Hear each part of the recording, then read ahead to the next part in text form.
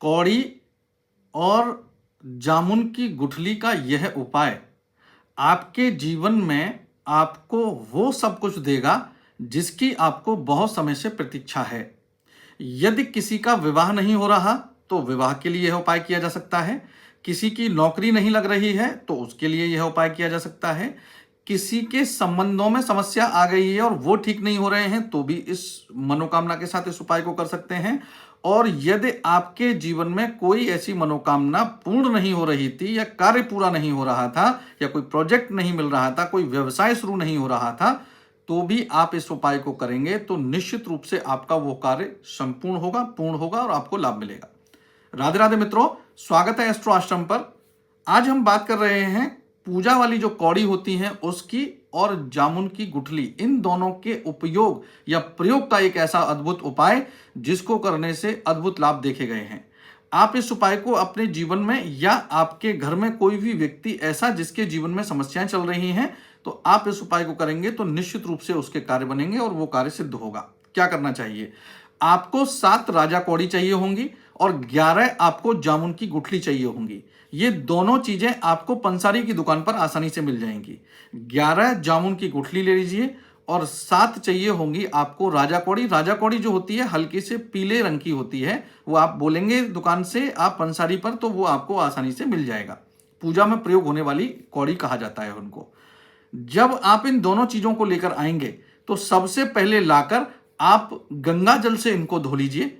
अगर किसी के घर में गंगा जल की व्यवस्था नहीं है या नहीं है तो वो इनको शुद्ध जल से, शुद्ध जल का मतलब ताजा जल होना चाहिए, या तो आपका जल्दी निकला हुआ जल यानी कि पैक्ड जल होना चाहिए, जैसे कि बॉटल का जल होता है बिस्लरी टाइप का, या आपके पास नल से निकला हुआ जल होना चाहिए। उस जल से आप, शुद्ध जल से अगर आप धोएंगे तो भी हमारा काम चल जाएगा। उसके बाद उनको अच्छे कपड़े से, सूती कपड़े से पोंछ लीजिए और अपने घर के पूजा घर में यह उपाय करेंगे आप। अपने घर के पूजा घर में सबसे पहले आपको लाइन से 7 कौड़ी रख देनी है। अगर आपको लगता है कि हमारे घर में कोई भी आ जाता है तो आपको वह उपाय सामने नहीं कर सकते, तो आप अपने पूजा घर में इस तरीके से करिए कि वो जो चीजें आप कर रहे हैं वो ना दिखें। ऐसा भी आप कर सकते हैं, जरूरी नहीं है कि वो दिखना चाहिए। आप लाइन से 7 कौड़ी सामने लगा दीजिए।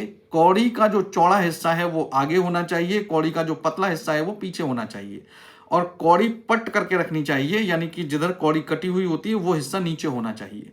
7 कौड़ी लाइन से लगाइए और 7 कौड़ी के आसपास उन 11 जामुन की गुठली को आप लगा दीजिए, यानी कि उन कौड़ी को जामुन की गुठली से पीछे की तरफ से कवर कर दीजिए जहां पतला वाला हिस्सा आपने रखा हुआ है कौड़ी का, यानी कि इस तरीके से चंद्राकार बना दीजिए आप उसका।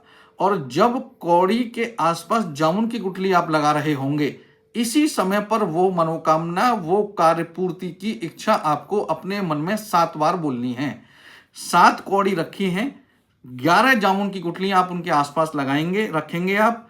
तो आपको बस इतना करना है कि जब जामुन की गुठलियां आप लगा रहे हों तो 7 बार अपनी वही मनोकामना, ये जो कार्य आपका नहीं हो रहा है उसको सिद्ध होने की बात अपने मन में बोलनी है और अपने इष्ट से प्रार्थना करनी है। इन चीजों को आप रखा रहने दीजिए और यह उपाय या तो सोमवार के दिन होगा या यह उपाय शुक्रवार के दिन होगा। यदि आपने सोमवार के दिन किया है तो अगले सोमवार को ये सारी चीजें उठाई जाएंगी, और यदि शुक्रवार को किया है तो अगले शुक्रवार को ही ये चारों चीजें जो हमने रखी हैं, 7 चीजें या जो 11 गुठली हैं वो हम उठाएंगे। और उसके बाद उनको उठाकर अपने घर के आसपास किसी भी शिव मंदिर में भगवान शिव के सामने जाकर उनको अर्पित कर देंगे अपनी मनोकामना को बोलते हुए, और आप अपने घर वापस आ जाएंगे।